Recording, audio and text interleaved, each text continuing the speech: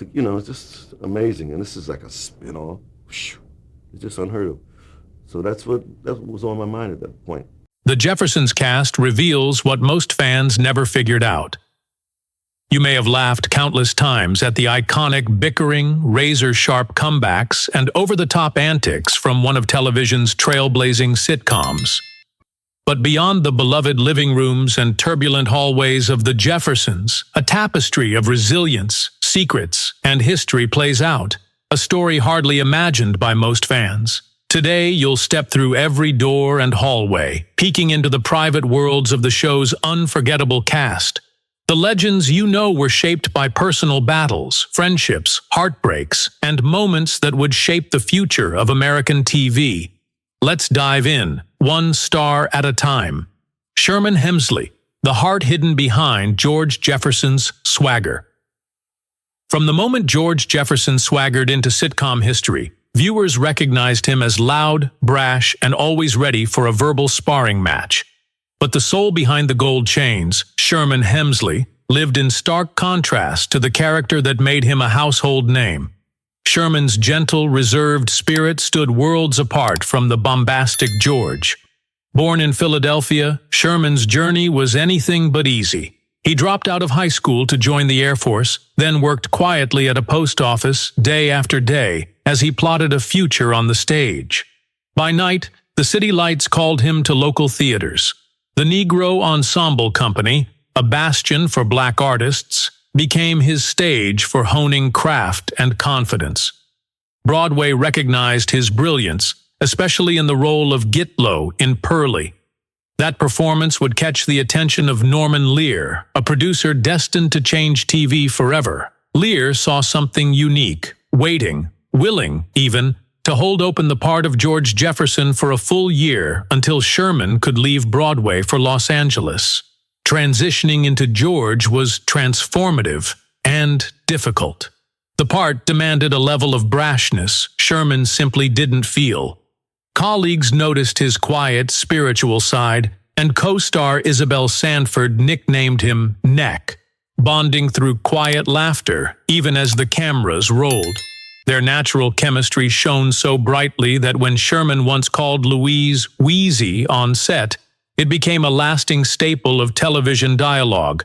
Privately, Sherman lived worlds away from George's flash. Music touched his heart. He recorded a soulful R&B album, and his understanding of spirituality deepened over the years. Yet, perhaps the most hidden aspect of Sherman was his intensely private personal life. Never married, without children, he was a quiet presence in Hollywood. Many close friends knew he was a gay man at a time when such truths carried heavy risks. Sherman chose discretion, trusting few, and fiercely protected the sanctuary of his own world. His final years passed gently outside the public eye. Even in death, secrecy lingered, a complicated estate, feuding claims over his will, and the echo of an unresolved privacy. Such was the life of the man who gave laughter to millions but remained an enigma to almost all. Isabel Sanford, from hidden stages to historic heights. If George was the storm, Louise, or Weezy, was the calm at its center, a beacon of wisdom whose strength matched his stubbornness line for line. The journey of Isabel Sanford, the actress who breathed life into Louise, is a story of relentless hope and undeniable achievement. Growing up in New York, Sanford's dreams of acting blossomed early, but home wasn't always supportive. Her mother tried to steer her away from the limelight, yet young Isabel found ways to shine, secretly performing in Harlem's clubs, including the legendary Apollo Theater. By day, she worked as a key punch operator, but by night, she let her talent soar. Her diligence led to Broadway. Then, the film Guess Who's Coming to Dinner exposed her to a national audience, dealing with themes as heavy as those she'd soon face on TV. But Sanford was nearly 60 before The Jeffersons brought her greatest role, a television late bloomer who would become a legend. Isabel's portrayal of Louise resonated with warmth, sass, and the courage to stand up to George's biggest blusters. On screen, she delivered zingers that went straight to the heart. Off-screen, her work ethic and poise inspired the cast and crew. She made history as the first black woman to win the Emmy for Outstanding Lead Actress in a Comedy, a milestone, breaking old boundaries and setting new standards for generations of black performers. Her friendship with Sherman Hemsley grew real roots. Even after the show, they reunited for cameos and commercials, always with that signature sparkle. Sanford's laughter filled sets throughout her 80s, and she proved to the world, it's never too late to claim your dream. Marla Gibbs.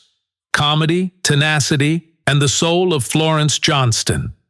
No one could put George Jefferson in his place quite like Florence Johnston, the inimitable maid played by Marla Gibbs. But behind those legendary put-downs and perfect comic timing, Marla's real-life story is a reflection of hustle, grit, and community spirit. Raised in Chicago, Marla balanced hope and necessity. While starting out as a reservations agent for United Airlines, she moonlighted in local theater, determined not to surrender her creative dreams. Even as Florence's popularity soared on The Jeffersons, Gibbs kept her airline job for 2 years, answering phones for frustrated travelers in the mornings and stealing scenes in prime time at night. Originally, Florence was a minor character, but audience love turned her into an indispensable part of the show. Her quick retorts brought a new rhythm to sitcom banter and shaped the show's unique comedy. But acting was just one part of Marla's creative identity. She launched and managed her own club, Marla's Memory Lane Jazz and Supper Club, in Los Angeles for 2 decades, supporting black musicians and up-and-coming artists even as she recorded her own albums. Her business mind and artistic heart made her a star not just on screen, but in her community.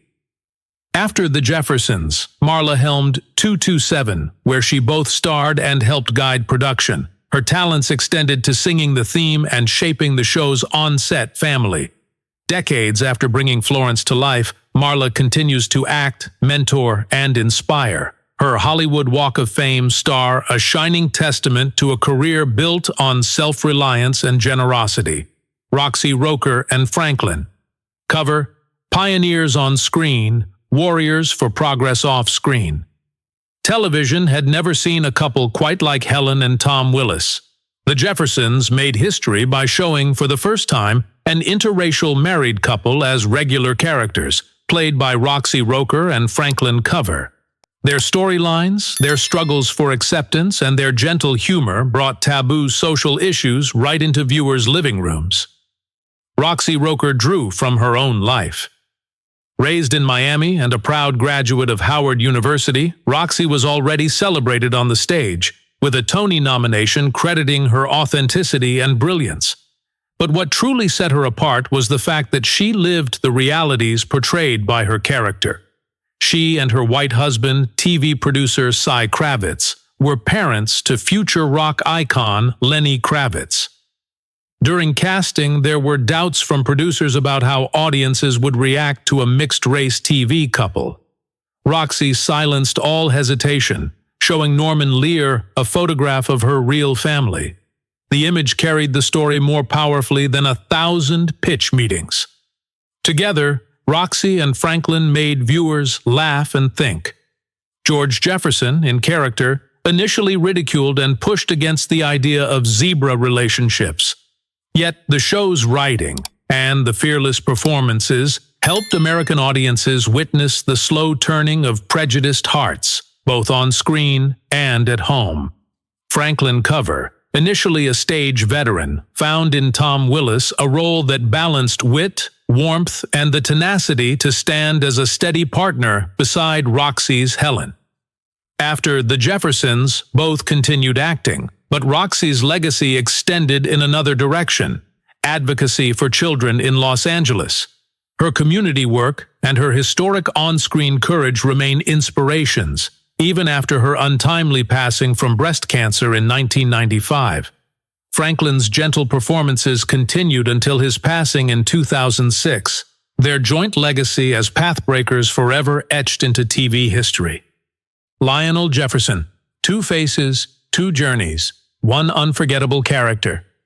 To understand the Jeffersons, you must unravel the story of Lionel Jefferson, one of the rare roles played by 2 distinct actors, each with his own path and secrets. Mike Evans, the first Lionel, entered the industry by pure serendipity. He was a drama major and, barely out of school, hitched a ride to his future.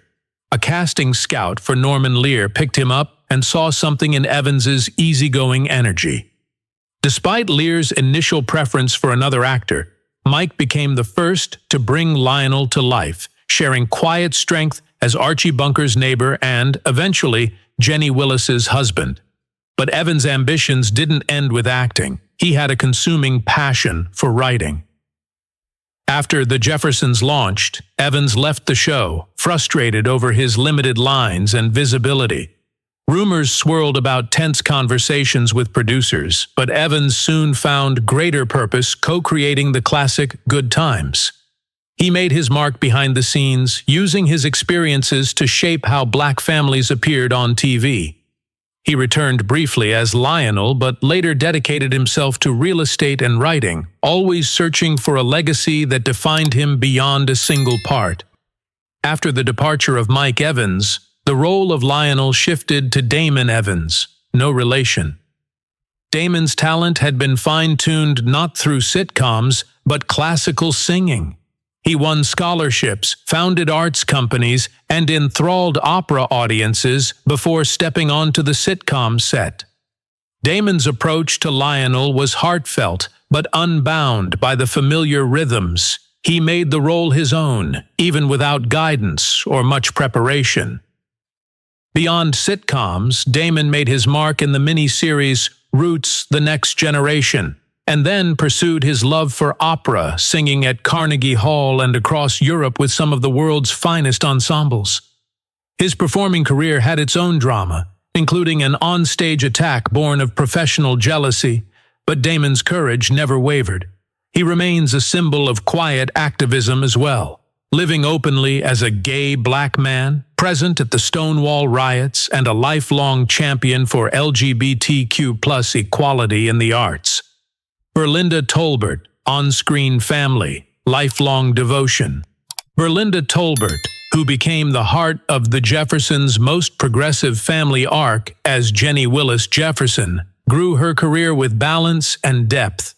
Starting with credits in That's My Mama and Sanford and Son, her surprising cameo in Martin Scorsese's Mean Streets signaled early range. As Jenny, Berlinda's role tied together not only 2 TV families, but also the show's most delicate explorations of race, love, and identity. Over a decade, viewers watched her character become a wife, a mother, and an anchor for both the Willis and Jefferson clans.